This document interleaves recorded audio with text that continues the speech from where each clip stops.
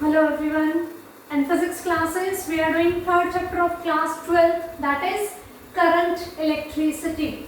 In this unit, we have discussed about electric current, Ohm's law, drift velocity, mobility, and I hope you are revising those topics.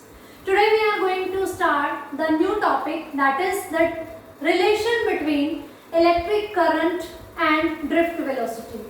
And using that relation, we are going to derive the Ohm's law. We are going to derive a new formula for the resistance and finally current density. So, let's start the topic relation between current and drift velocity. Drift velocity, in our previous class we have discussed this thing in detail. Drift velocity was given by E tau upon m. E was the charge on electron, capital E was the electric field, tau was the relaxation time, the time gap between the two successive collisions, m is the mass of electron, and mu was the mobility, which was the ratio of drift velocity to the electric field. So it was E tau upon m. We are going to use these results also. So in the diagram I have shown that a conductor is connected with a battery, and we know the direction of current is always from positive electrode to the negative electrode. Okay, and this conductor is having its dimension like A is its cross sectional area and L is its length. This end is positive, this end is negative because of this presence of this battery. So this will be the direction of electric field from positive to negative, and electrons, free electrons present in this conductor will start moving towards the positive end of conductor. So this will be the direction of drift velocity. Okay, so we want to derive the relation between current and drift velocity. We know the value of drift velocity. So let's start from the definition of current. We know the current is the ratio of charge per unit time, flow of charge per unit time, rate of flow of charge is the current. We have discussed this thing in detail, that what is electric current. So we are using that result, that electric current is charge per unit time. So we need two things, charge and time. For this case, for this diagram which we have drawn, and then we are going to derive this relation. Okay, so let's start with the charge. We know the charge on electron is E, that is 1.6 into 10 to the power minus 19 coulomb. But this is charge on single electron. How many electrons are present in this conductor? How can we find out?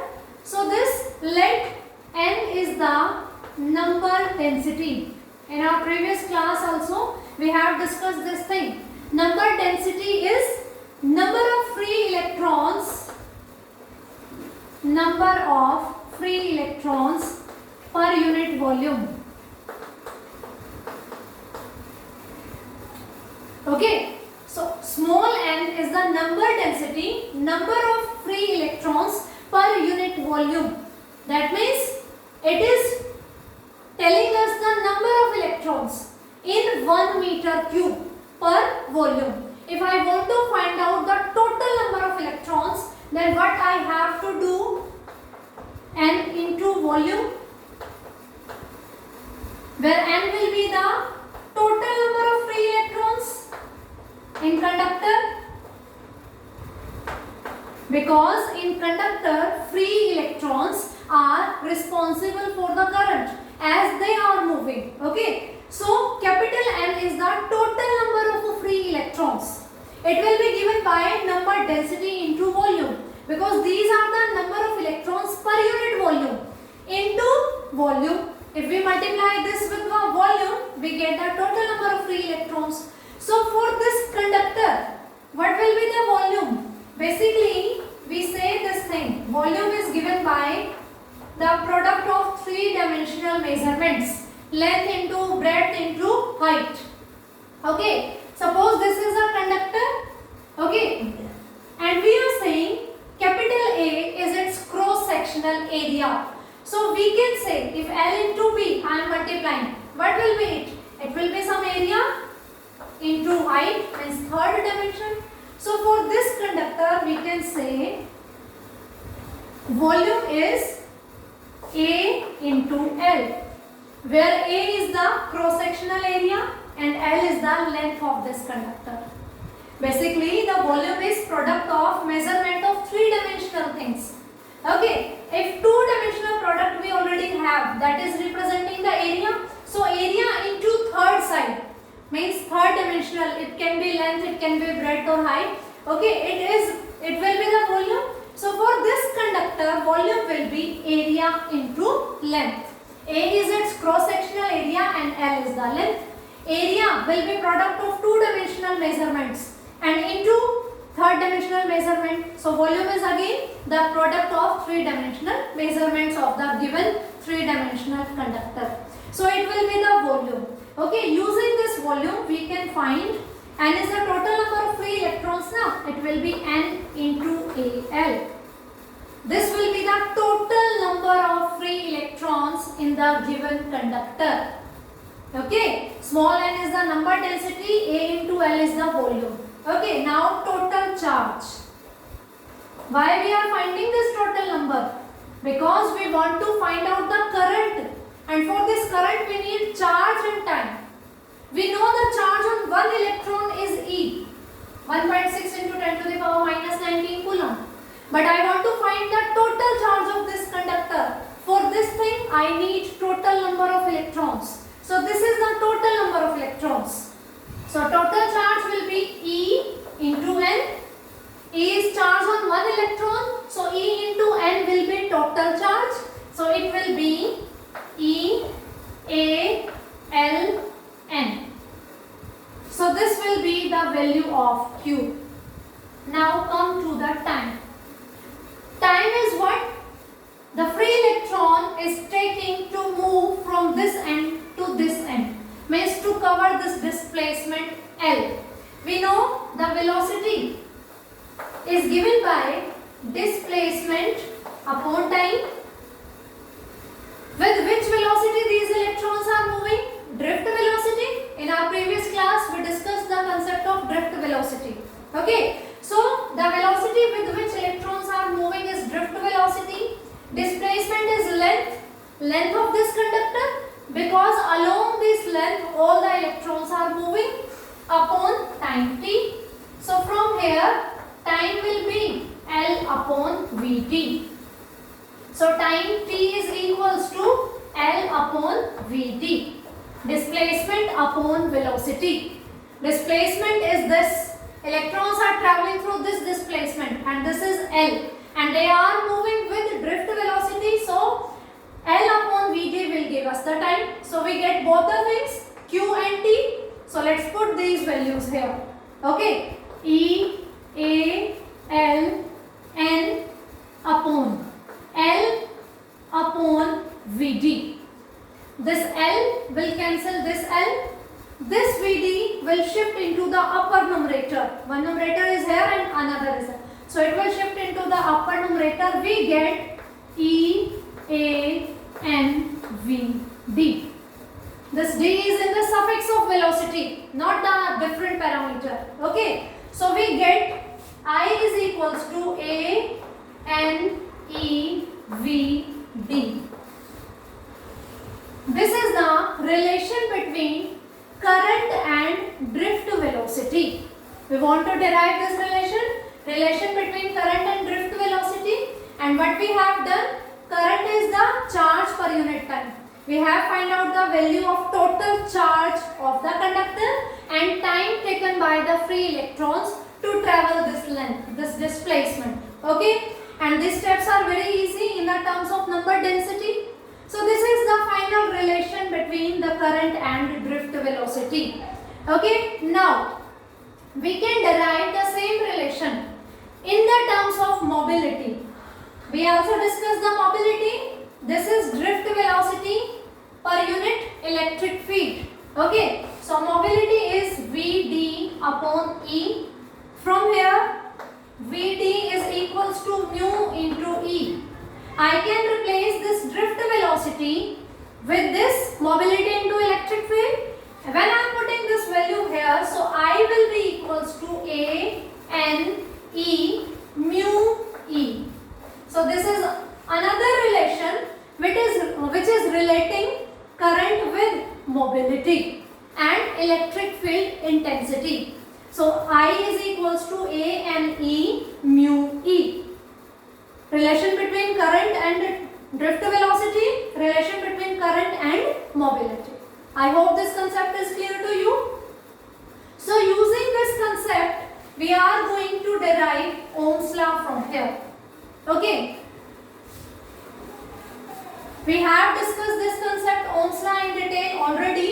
Now we are going to discuss something more about the Ohm's law, and we are going to discuss a new formula for electric resistance in the terms of number density and relaxation time. Tau is the relaxation time. So I is equals to, using this relation, A N E V B. This is relation between current and drift velocity, and I is equals to A N E mu E. This is the relation between what? Current and electric field intensity. Okay, now we can say this electric field in the terms of potential, I can write like this. We have discussed potential gradient. Okay, and potential gradient was like this. We have discussed this thing. Electric field intensity is potential gradient, rate of change of potential per unit displacement. We have discussed this thing, and from this we are using this result from our last so many topics. We can use this result, means this is for a small change and this is for a whole. We are writing capital V and capital L, means for a whole electric field intensity is potential per unit length. So putting this value here, I is equals to A N E mu V upon L. I can write this thing, A N E mu V upon L. From here, this mobility was what? This was Vt by electric field intensity, and it was E tau upon m into E. So it was E tau by m. Replacing the mobility by its formula, so we get I is equals to A N E mu is E tau by m into V by L. We are replacing this mobility by this formula. So we get I is equals to A N E square tau V upon ml. These are the relations. This was calculated by the result, the definition of current, charge per unit time. Okay, using this we have come to this point. Now according to the Ohm's law, what we say? V is equals to IR, or we can say V upon I is R. Ratio of potential to the current is a constant. That constant is electric resistance. Here we are having V, here I. We can find out the ratio of V and I. So V upon I will be equals to ml upon A N E square tau. Because this Y will move towards right hand side, it will be divided by I. This ml will shift to the numerator, and this A N E square tau will shift into the denominator. So V upon I is this, ml upon A N E square tau, and V upon I is R, electric resistance. This is ml upon N E square tau A. A is also there. So when we discussing the topic Ohm's law and electric resistance, we said that electric resistance is independent of V and I. Like conductance, we define now, like conductance is independent of charge and potential. Similarly, this R is independent of V and I. It depends on the shape and size of the conductor. It depends on the nature of material of the conductor. And we said that in the definition, in the statement of Ohm's law, that V is directly proportional to I and R is a resistance provided that physical conditions remains constant. This R is going to be changed if physical conditions are changing. So from here you can see that R, देखो m is the mass of electron, E is the charge on electron. Okay, now L is the length of conductor. Longer the conductor, higher will be the resistance. Smaller the conductor, smaller value of the resistance will be there. From here, R is inversely proportional to area. It is inversely proportional to area. Means thicker the conductor, जितना ज़्यादा thick होगा conductor, resistance will be minimum, lowest, lower will be the resistance. Thinner will be the conductor. This is the thing. Suppose one conductor and one conductor. So of course, ये है 1, ये है 2. R1 is greater than R2 because R is directly proportional to length. Whose length is larger, that resistance is going to be bigger. Here R is inversely proportional to A. I have 2 conductors of same length but different areas. Okay. Who is the thicker one? Whose area is more? That resistance is going to be small. If this is first, this is second. So R1 will be smaller than the R2. We are saying now that resistance is independent of potential and current value. It is depending on the size of conductor. So length and area, what? They are telling us the size of conductor now. So this is means directly proportional to length and inversely proportional to area. It also depends on R is inversely proportional to number density. Capital N is the total number of free electrons and small n is number density, number of free electrons per unit volume. This thing, it is telling us the nature of material. Of course, different conductors are having different number densities in them. So R is depending on this. That means it is depending on the nature of material of conductor. R is inversely proportional to tau. Tau is the relaxation time, the time gap between the two successive collisions. When in a conductor electrons are drifting, the collisions are there, okay, and the time gap between two collisions is a relaxation time. It will depend on the physical conditions surrounding the conductor. Okay, that's why R is independent of V and I. It depends on the size of conductor, nature of material of the conductor and physical conditions surrounding it. Same thing we have already discussed in our first unit electrostatics in the case of capacitance. Okay, the same thing we are doing for the resistance. Capacitance was Q by V. So it was independent of Q and V. It was depending on the shape and size of the conductor, capacitor. It was depending on the nature of material of capacitor. The same thing is here. I hope this concept is clear to you. So this is the derivation of Ohm's law. V by I, R is a constant. Because for a particular condition, for a particular conductor, all values are constant. If I am talking about suppose copper, N is going to be fixed. And if I have kept all the temperature and pressure constant, this tau is also going to be fixed. And if we have chosen, of course, a conductor, its length and area is not changing during the experiment. So these are the parameters on which this resistance is depending, and it is a constant value. So we have discussed the derivation of Ohm's law, electric resistance in the terms of current density and relaxation time, N and tau. Now we are going to discuss a term, current density. There is a difference, that was number density. Number density is number of free electrons per unit volume. Now it is current density. Current density is denoted by J. Current density. It is denoted by J and it is defined as the ratio of current to the area, cross-sectional area of the conductor. Suppose we have a conductor with the battery. Of course, if you are not connecting it with a battery, no flow of current is there. Direction of current is from positive to negative terminal of battery. Electric field direction is this, and electrons are moving in this direction.